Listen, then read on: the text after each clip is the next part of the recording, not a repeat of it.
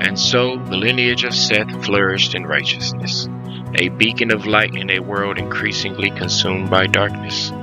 They called upon the name of Yah, passing down his teachings from one generation to the next. Among them was Enoch, Seth's son, who led his people according to his father's ways. Yet even among Seth's lineage, hearts began to grow cold. During the days of Enoch, the influence of Cain's children crept into their lives. The pull of wealth, power, and false gods enticed them to turn away from Yah. This marked the beginning of a compromise, a subtle yet devastating shift in the hearts of men. The descendants of Cain filled the earth with their wicked ways. Their hearts hardened against Yah. They created gods of their own imagination and then would turn around and bow to these idols that demanded blood from them. Violence and corruption spread like wildfire, consuming their cities and darkening the hearts of the people. The weight of their sin and the cries of the innocent would reach Yah's ears. And yet not all would be swayed by Cain. A remnant of Seth's lineage would remain faithful to Yah, clinging to his word and walking in his ways. These faithful ones became a testimony of Yah's patience and mercy, remaining a light shining in the growing darkness over the earth. Yah saw the growing corruption, was grieved by the wickedness of mankind. He decided to send a warning unto those upon the earth. Yah spoke to the righteousness, warning them to remain steadfast amid the darkness. Through his word he offered hope to those who would hold fast to his ways, even as the earth spiraled into rebellion. Humanity continued to forsake Yah. Enoch saw this tragedy and felt the anguish of humanity's rebellion, knowing the path would only lead to sorrow. Yah, angered by the people's abominations, brought his judgments upon them. He caused the waters of the river Gishon to swell, rising and sweeping over a third of the land. Many lives were lost, but even in this devastation, the hearts of men remained unchanged and clung to their false gods. Following the flood, a great famine came upon the land. The seeds planted in the ground yielded only thorns and thistles. Food became scarce, and the people suffered.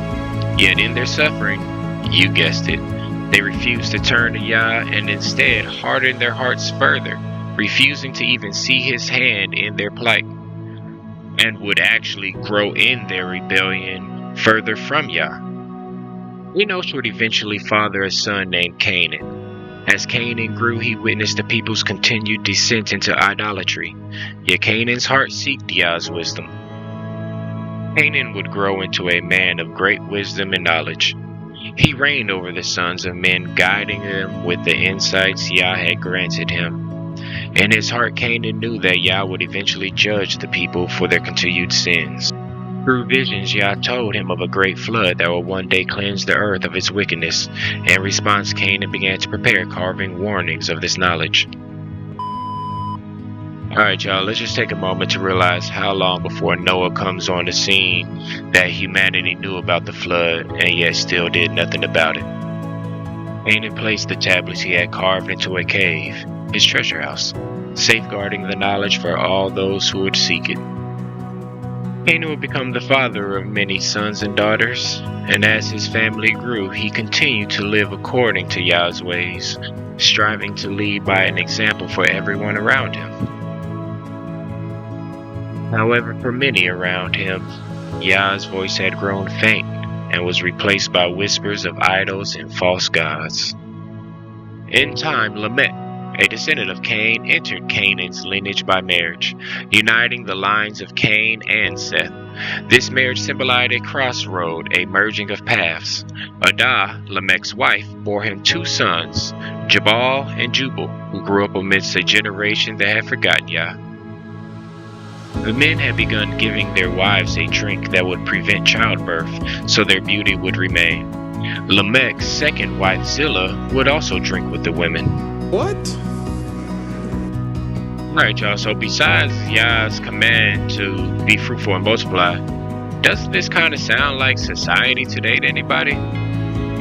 Zillah grew older, past the age of childbearing. Yah had opened her womb. She gave birth to a son named Tubal-Cain, saying, After I had withered away, I have obtained him from the Almighty Yah. Her joy continued as she later bore a daughter whom she named Nama, meaning pleasure and delight, for she saw her children as a sign of Yah's favor. Lamech now aged went hunting with his son Tubal-Cain. Mistaking a distant figure for an animal, Tubal-Cain urged his father to shoot. Lamech shoots his arrow only to discover he has struck down his own grandfather Cain. In his rage and anguish, he struck Tubal-Cain, and his son's lifeless body fell to the ground. Boy, ain't no way, boy. Boy, ain't no way, boy. And this is why it's so important to manage our emotions, because he just compounded his tragedy with the loss of his grandfather. His anger and emotions allowed him to strike out, and it caused him to lose his beloved son as well.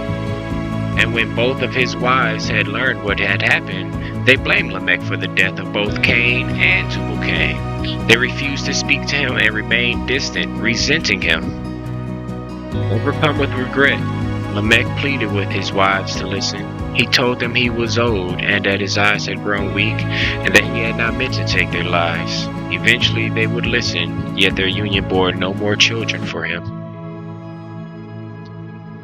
Enoch was a man of deep faith. He lived for 65 years before the birth of his son Methuselah. From that moment on, Enoch walked closely with Yah, fully dedicating his life to Yah's guidance and despising the wicked ways of those around him. Enoch's soul was consumed by Yah's teaching, filled with knowledge and understanding. He would seclude himself to deepen his connections with the Creator. While immersed in prayer, an angel from Yah appeared, calling him to action.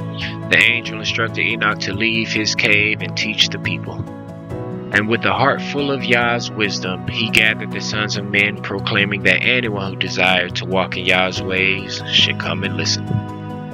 Moved by his wisdom, many would come to hear him, bowing before him and accepting his teachings. Yah's spirit filled Enoch, allowing him to teach the people in his ways. Word of Enoch's wisdom would spread, reaching the ears of kings, princes, and judges across the land. They traveled from afar to hear his teachings, bowing before him and seeking his leadership. Enoch, guided by Yah's will, agreed to reign over them as a sovereign king. Okay, so we got 130 kings united under Enoch. His wisdom and justice brought peace to the land, and he was able to teach the people Yah's laws. That's what I'm talking about! That's why he's there, baby! Alright, all jokes aside, it's just nice and refreshing to finally have somebody that's living up to Yah's expectations for humanity. Enoch ruled for 243 years, leading his people in righteousness. He walked with Yah daily, and through his justice he transformed the lives of many. During Enoch's reign, he was blessed with 3 sons, Methuselah, Elisha, and Melech, and 2 daughters, Milcah and Nama. His family grew as he guided his people, grounding them in the wisdom he received from Yah. After years have passed, Adam, the first man, passed away at the age of 930. Enoch, along with Adam's son and Methuselah, buried Adam with great reverence, honoring him as the father of all humankind. People from all corners came to mourn Adam. The sorrow was deep, and their weeping became a custom that was continued for generations. Adam's death marked a turning point, for his passing reminded all of Yah's warning that death was a consequence of sin. Yet as Adam's legacy faded, so did the obedience of many, and rebellion began to once again stir. Not long after, few started to turn against Yah, fashioning themselves idols and gods to bow down to. Enoch felt Yah calling him once more to withdraw from the people. He secluded himself to focus on prayer and devotion. Although he kept his distance, Enoch continued to guide his people. Every 3rd day he would appear before them to teach Yah's ways. Over the years, Enoch's presence became less frequent, yet each appearance carried an even greater impact. Eventually he appeared only once a year, and the people would be amazed at his wisdom. People revered Enoch so deeply that many feared to approach him, a sense of divinity surrounding him that even kings would lower their gaze, moved by the energy that radiated from his presence. Enoch would gather the people one last time, preparing to leave them with a final message. Yah sent a word to Enoch through an angel, calling him to ascend into heaven. With words filled with love, Enoch encouraged the people to stay true to Yah's ways, to live in righteousness, and to seek Yah continuously. And suddenly a bright light filled the sky, and from the heavens descended a horse. The people were awestruck, realizing this was a divine moment ordained from Yah. Enoch calmly approached the divine horse. He turned to the people, encouraging anyone who wished to walk with him one final time. Hundreds joined him, determined to walk beside their beloved teacher. For 6 days the people followed, moving further from their homes and deeper into the wilderness. And on the 7th day Enoch knew his time had come. He was lifted into the heavens, vanishing from their sight. The people gazed upward, filled with sorrow and amazement as they watched their beloved leader leave them. And so in the aftermath of Enoch's ascension, the people searched for any sign of him but found only snow-covered ground. Realizing Yah had taken Enoch, they mourned deeply, vowing to uphold his teachings and to walk in the ways Enoch had taught them. Alright everybody, that's going to wrap up our second episode into the Book of Jasher. And I sure appreciate all you who tuned in once again. Make sure you leave a comment down below and let me know what you felt about the episode. But if you did enjoy, go ahead, do your boy solid and hit that like and subscribe button. Y'all willing, I'll see you next episode.